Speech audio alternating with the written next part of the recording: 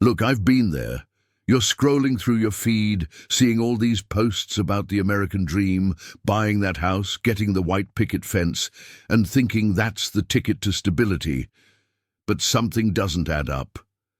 Why is it that after signing on that dotted line for a 30-year mortgage, you're still scraping by every month?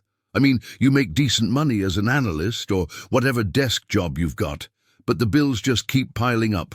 Mortgage payment, HOA fees, property taxes, home insurance, PMI if your down payment was crap, and don't forget the escrow account sucking up more for safekeeping. It's like you're paying for the privilege of owning something that's owning you right back. And here's the hook. Everyone says home ownership is the cornerstone of wealth in America. But if that's true, why do so many folks end up house poor, trapped in a cycle where one missed paycheck means disaster? I dug into this because it hit me personally, waking up realizing my asset was just a fancy debt trap. Stick around, and I'll break down the invisible machinery behind it, the stuff no real estate agent mentions during the open house. Let's start with the basics. You think buying a house builds equity, right? That's the big sell. But crunch the numbers on a typical $300,000 home, the median price in many U.S. suburbs these days. You put down 20% to avoid PMI, so that's $60,000 up front, probably draining your savings or inheritance. Then the mortgage at 7%. Interest, which is where rates are hovering post-pandemic, your monthly payment is around $1,596 for principal and interest alone. Add property taxes, say 1.1% annual, that's another $275 a month. HOA fees in your cookie-cutter neighborhood, easily $200, $300. Home insurance, $150. And if you're in your flood zone or wildfire area, tack on more. Escrow bundles it all, so your real monthly hit is closer to $2,500. Now compare that to renting a similar place for $2,000, but you're building equity, they say. Okay, let's math it out. In year one of that $1,596 P&I, only about $300 goes to principal. The rest is interest to the bank. So you're building $3,600 in equity annually, but meanwhile, maintenance costs eat into that. A new roof every 20 years at $10,000, HVAC repairs, plumbing leaks. Average homeowner spends 1 to 2% of home value yearly on upkeep, $3,000, $6,000. Suddenly, that equity isn't looking so hot. And liquidity, forget it, need cash quick. Selling means real to fees, 6%, closing costs, and if the market dips like it did in '08, you're underwater. But it gets worse. The villain here isn't some shady lender, it's the system itself baked into American culture. We've normalized debt as a lifestyle. Credit cards for emergencies, car payments for that SUV you need, student loans hanging like an albatross. It's all interconnected. You buy the house thinking it's an investment, but lifestyle inflation kicks in.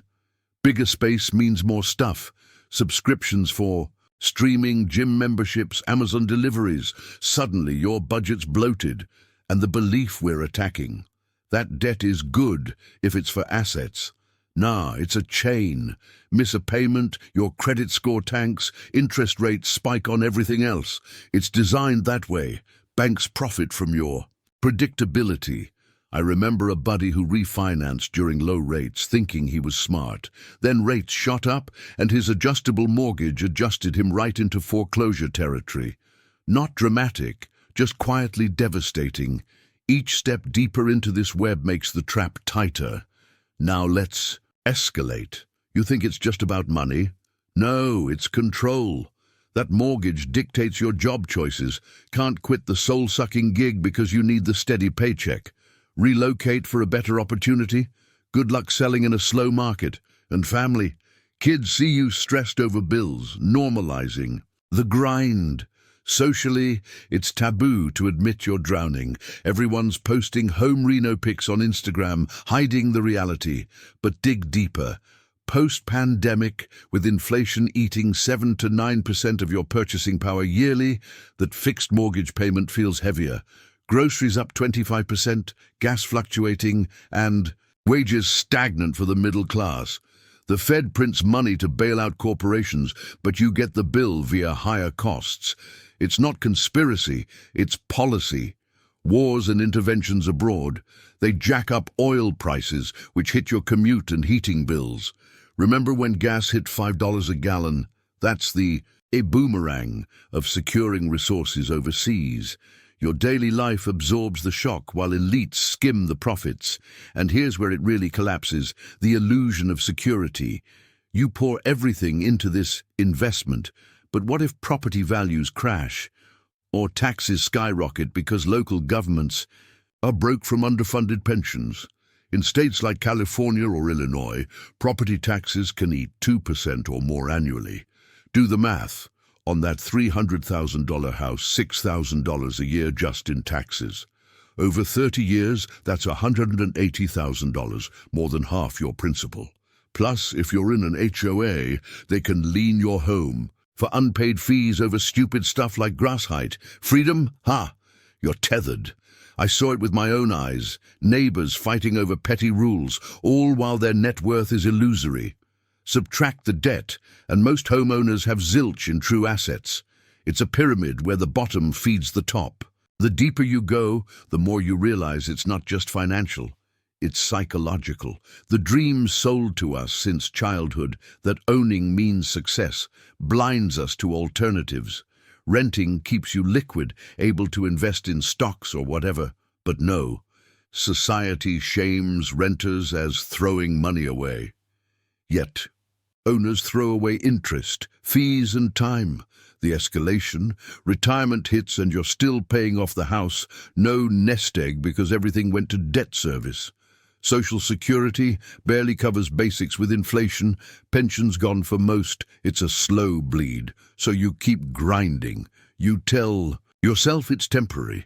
Once the equity builds, once the kids are grown, once the rates drop again, you'll be free. But freedom never arrives. Instead, the trap tightens in ways you didn't see coming. Take credit cards. Most Americans carry a balance averaging $6,000 to $8,000 now, with APRs sitting at 22–25%. You use them for convenience, maybe to cover the gap when the car needs brakes or the kid's braces bill hits. But convenience is the sales pitch. The real product is dependency. Minimum payments keep you in the game forever. Pay $200 a month on that $6,000 balance at 24% interest. You'll be paying for another 30 years and hand over $12,000 extra in interest alone. That's not borrowing. It's renting money at extortionate rates, and the system counts on you never doing that math. They send you reward points, cashback, airline miles, little dopamine hits to keep the card in your wallet. Meanwhile, your debt compounds faster than your salary ever will. Then there's the car. The average new vehicle payment is pushing $750 a month now, with loan terms stretching to 72 or even 84 months. You finance $40,000 at 7%. You're looking at 600 plus as payments for 7 years. By the time you own it outright, it's worth half that. Maybe less if it's an SUV guzzling gas at $4 a gallon. But everyone does it. The culture says you need the big vehicle for safety and status. Never mind that most commutes are solo. Never mind that public transit exists in theory. The dealerships and lenders have turned transportation into another lifelong subscription. And just like the house, it chains you. Can't downsize to a cheaper ride because you're upside down on the loan. Can't move to a walkable neighborhood because the payment forces you to stay in the cheaper suburbs with the long drive. Each choice locks in the next. Now layer on student loans. The average borrower owes $38,000, payments around $400 a month if you're on the standard plan. But many are on income-driven repayment, where the balance actually grows because the payment doesn't cover interest. Forgiveness, it's a lottery ticket with worse odds than Powerball. Meanwhile, that debt disqualifies you from better mortgages, kills your debt-to-income ratio when you try to buy the house, and keeps you tethered to jobs with predictable income. The belief we're dismantling here is that education is always worth the debt. For many, it wasn't. The degree opened no doors that pay enough to justify the monthly anchor, yet society still pushes the four-year college myth like it's 1985. The escalation is relentless. All these debts interlock. High debt service means you can't save. No savings means no emergency. Fund. No emergency fund means another credit card swipe when the furnace dies in January. Furnace repair, $5,000, $10,000. Most people don't have that liquid, so more debt. And the banks love it. They don't want you debt-free. They want you reliably indebted. Predictable cash flow is their business. Model. That's why credit scores reward long histories of managed debt, not zero debt. Zero debt makes you useless to them. You're not a profit center anymore. And the paranoia creeps in. You start noticing how everything is designed to extract. Subscriptions you forget to cancel. Netflix, Spotify, gym, meal kits, cloud storage, $20 here, $50 there. It adds up to hundreds a month. Auto renewals are engineered to be hard to quit. Property taxes keep climbing because cities need revenue and federal aid is drying up. Home insurance premiums jumped 20–30% in the last few years because of climate. Claims, hurricanes, wildfires, floods. You didn't cause those, but you pay for them. HOA fees rise to cover landscaping and pool maintenance you barely use. Every layer squeezes a little more. Here's the social part that stings. You can't talk about it. Admit you're struggling and people assume bad choices. Should have bought less house, they say, ignoring that starter homes in decent school districts now cost what McMansions did 20 years ago. Should have saved more, as if wages kept pace with housing. The culture shames the victim and protects the system. Your parents did it. Their day. Parents did it. Mortgage, 2 cars, college for the kids. It worked when interest was 4%, wages grew, houses appreciated 3 to 5% yearly. That world died. Now appreciation barely beats inflation, if at all, and interest eats you alive. Yet the script hasn't changed. We're still sold the same dream on worse terms, and the global peace. It hits home harder than people admit. Oil shocks from geopolitics, sanctions, proxy conflicts, securing supply chains translate directly to your gas pump, your heating bill, your grocery run, because everything ships on diesel. Inflation isn't abstract, it's the price tag on empire maintenance. Your paycheck buys less because someone far away decided the dollar must remain the world's reserve currency, enforced by whatever means necessary. You feel it in smaller portions at restaurants, in $8 eggs, in the electric bill spiking after a polar vortex. The middle class absorbs the friction while the top skims the arbitrage. By now you're probably thinking, okay, it's bad, but what's the alternative? That's where most people stop. They shrug, scroll past, go back to swiping the card for takeout because cooking feels like another job. But once you see the machinery, you can't unsee it. The house isn't wealth, it's leverage working against you. The car isn't transportation, it's a rolling liability. The degree isn't a golden ticket, it's often a millstone. Each piece was sold as empowerment, but together they create dependence. The real luxury isn't luxury, a bigger down payment or a fancier zip code. It's options, liquidity.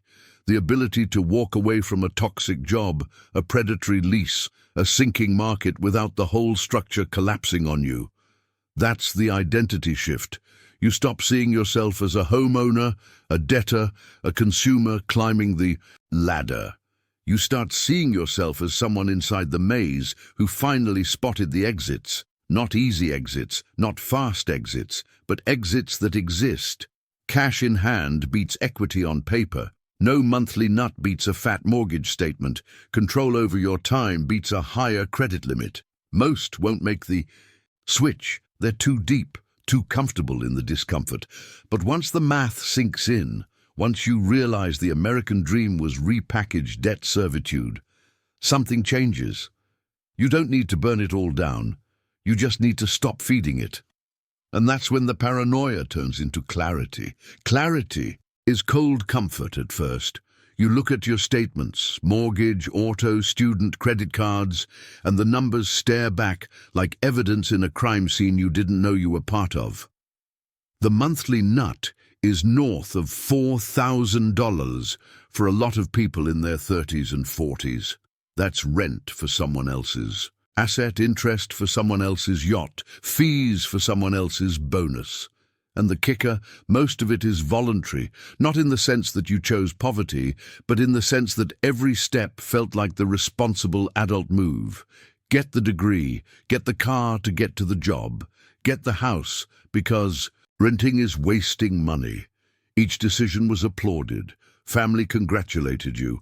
Co-workers nodded approvingly. Social media rewarded the photos. The entire culture conspired to make the trap feel like progress. But progress toward what? Retirement age creeps closer, and the 401k balance looks pathetic next to the debt load. The average American household has about $8,000 saved for retirement in their 40s if they're lucky.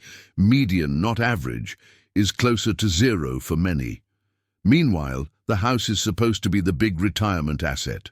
Sell it, downsize, live off the proceeds. Except, most people don't downsize. They upgrade because the kids need space, or the in-laws are moving in, or the market corrects 20–30% right when you need to cash out, or medical bills from one bad diagnosis wipe out whatever equity you scrape together. The fantasy collapses under its own weight. You weren't building wealth. You were building a very expensive illusion of security. The villain isn't a person. It's normalization.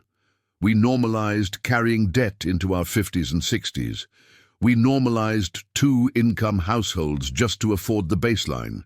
We normalized the idea that everyone has debt, so it must be fine. But zoom out, total household debt in the US is over $17 trillion now. That's more than the GDP of most countries. Student loans alone top $1.7 trillion, auto loans $1.6 trillion, credit cards $1.1 trillion and climbing fast. Mortgage debt $12 trillion plus. The system isn't broken. It's working exactly as designed. It needs you indebted to function. Your monthly payments are someone else's income stream. Wall Street bundles your mortgage into securities, your student loans into asset-backed paper, your car note into another slice. You're not the customer. You're the collateral. And the psychological cost compounds quietly. Anxiety isn't loud panic attacks for most. It's the low-grade hum of what if. What if the transmission goes? What if interest rates stay high and you can't refinance? What if layoffs hit your industry again? That hum dictates your choices. You stay in the job you hate. You say yes to overtime. You skip the vacation. You delay having kids or having more kids. You put off the doctor's visit because the deductible is $5,000. Freedom erodes one rational compromise at a time. The house that was supposed to give you roots ends up rooting. You in place like a plant in bad soil. Then comes the global echo. You feel it in the grocery aisle first. Prices don't go back down after inflation spikes. They plateau higher. Eggs, meat, bread, milk, all permanently more expensive because supply chains got weaponized in trade wars and resource grabs. Energy costs stay elevated because energy independence turned out to mean higher domestic prices to offset foreign adventures. Your utility bill, your gas tank, your Amazon shipping fees, they all carry a small surcharge for maintaining dollar hegemony. It's not printed on the receipt, but it's there. The average family lost $10,000, $15,000 in real purchasing power since 2020. That's not abstract economics. That's smaller Christmases, fewer outings, tighter belts, and the people at the top? Their asset values inflated while your liabilities did the same. Heads they win, tails you lose. Twice. The belief we finish dismantling is this, that hard work and playing by the rules guarantees a dignified life. It used to be closer to true. A single blue-collar income could buy a house, 2 cars, summer camp for the kids. Now that same effort barely covers the interest. Wages stagnated, while asset prices and debt service exploded. The rules changed mid-game, but no one sent the memo. Or maybe they did, and it was drowned out by the lifestyle porn on every screen. The system doesn't need to lie outright. It just needs you to keep believing the old script while it rewrites the fine print. So where does that leave you? Not with a get-rich-quick scheme, not with some crypto moonshot or side hustle gospel. Those are just new flavors of the same trap. The real shift is simpler and harder. Stop volunteering for more chains. Prioritize liquidity over status. Keep cash you can touch, not equity you have to beg a lender to unlock. Question every recurring payment like it's trying to kidnap you, because in a way, it is. Subscriptions, car notes, oversized mortgages, lifestyle creep, they all want a piece of your future income before you earn it. You don't have to sell the house tomorrow or declare war on debt overnight. But you start seeing the maze differently. You notice the exits, smaller living space in a cheaper area, paid-off car even if it's older, no new credit lines, emergency fund before investments, side cash in something boring like high-yield savings or short-term treasuries instead of hoping the market gods smile. It's not sexy. No one posts, "I have 6 months of expenses liquid and 0 car payment" on Instagram. But it buys something no down payment ever did. The ability to say no. No to the boss who treats you like garbage. No to the move that kills your soul. No to the next shiny thing that comes with a 72-month commitment. That's the identity flip. You used to be the guy grinding to make it. Now you're the guy who sees the grind for what it is, a voluntary participation trophy in someone else's game. You don't need to win their game. You just need to stop playing it so hard. The paranoia fades because you realize the threat wasn't out there. It was the quiet assumption that more debt equals more life. It doesn't. Less obligation equals more life. Control over your next month equals more life. The ability to walk without a monthly anchor dragging behind you. That's the closest thing to freedom the current setup allows. Most won't get there. They'll keep upgrading the cage because the door looks open. But you, once you see it, the cage never looks the same, and that's enough to start walking differently.